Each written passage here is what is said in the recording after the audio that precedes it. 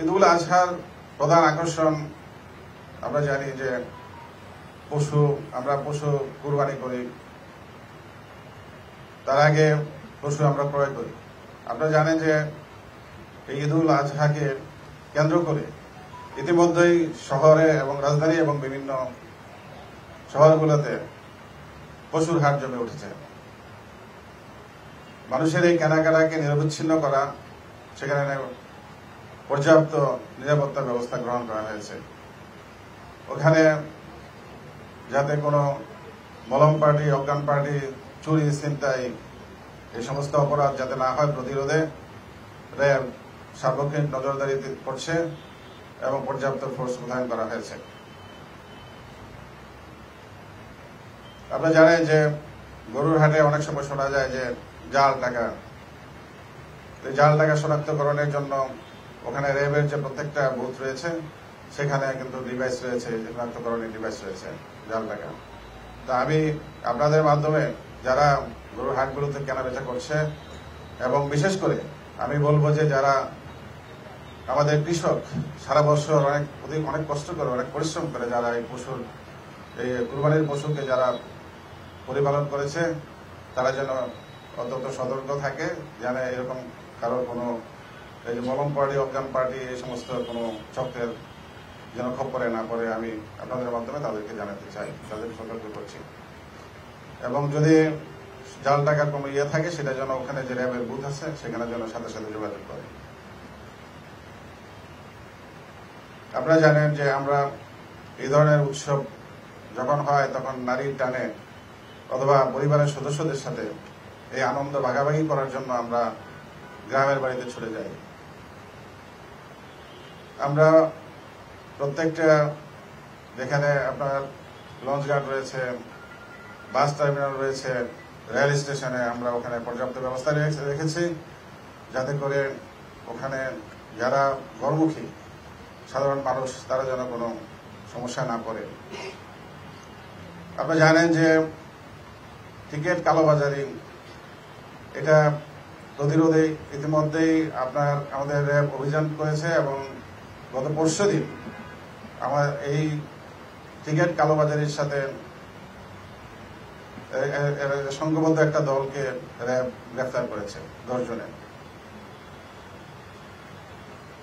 আমরা নজর রাখছি দেশের প্রত্যন্ত অঞ্চল থেকে পশুবাহী ট্রাক ঢাকা রাজধানীতে আসছে এবং যাতে এই পশুবাহী যানবাহন যেগুলো আসছে এদের যাতে রাস্তায় কোনো অসুবিধা না হয়, কেউ যেন কোনো বাধা দিতে না পারে, সেই বিষয়গুলো কিন্তু আমরা নজর রাখছি এবং আমরা ব্যবস্থা গ্রহণ করছি। পবিত্র ঈদ উল আজহার দিনে আজকে আমরা যেখানে দাঁড়িয়ে কথা বলছি, জাতীয় ঈদগাহ, রাজধানীর সবচেয়ে বড় জামায়াত হয় এখানে এবং এর বাইরেও ঢাকার বাইরে আপনারা জানেন যে শোলাকিয়া অনেক বড় জামাত হয়, এরকম রংপুর এবং দিনাজপুরে অনেক বড় বড় জামাত আছে। এই জামাতের স্থানগুলোতে র্যাবের পর্যাপ্ত নিরাপত্তার ব্যবস্থা রয়েছে এবং সেখানে নজরদারি জোরদার করা হয়েছে।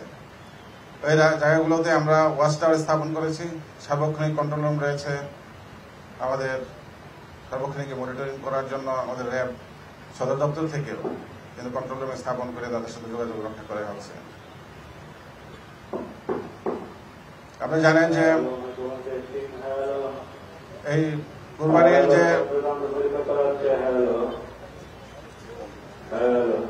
যে গরুর চামড়া, এই চামড়া নিয়ে যাতে কোনো কারসাজি না হয়, যাতে কোনো সিন্ডিকেট এটাকে এক্সপ্লয়েট করতে না পারে, এই ধরনের যাতে কোনো সুযোগ না পায়, সেজন্য আমরা পর্যাপ্ত ব্যবস্থা গ্রহণ করেছি যাতে করে এই কুরবানির চামড়া সুষ্ঠু এবং সুন্দর একটা ব্যবস্থাপনার মধ্য দিয়ে চলে।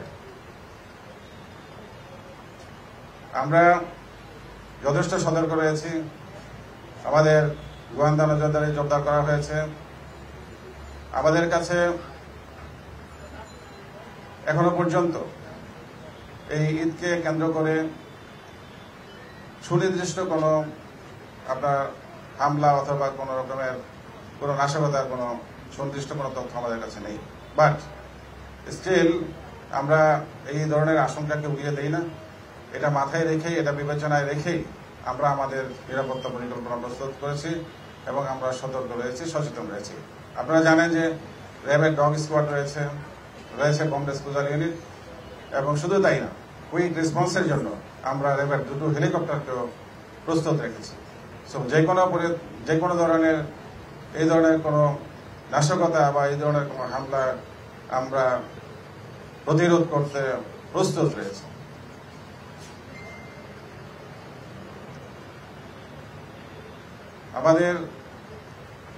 আপনারা জানেন যে অনেক সময় এই ধরনের উৎসবে সোশ্যাল মিডিয়া, যেটা সামাজিক যোগাযোগ মাধ্যমে নানা রকমের আপনার বিভিন্ন উস্কানিমূলক বিভিন্ন কন্টেন্ট আপলোড করা হয়, বিভিন্ন রকমের আপত্তিকর মিথ্যা গুজব এই সমস্ত তথ্য ছড়ানোর অপচেষ্টা করা হয়। সেই ক্ষেত্রে আমরা সাইবার ওয়ার্ল্ডে আমাদের সাইবার পেট্রোল কাজ করছে। এই ধরনের যদি কোনো বিষয় থাকে তাহলে আমরা অবশ্যই সেটাকে প্রতিরোধ করতে প্রস্তুত এবং প্রতিরোধ করব। আমি আর আমার বক্তব্যকে প্রলম্বিত করতে চাই না।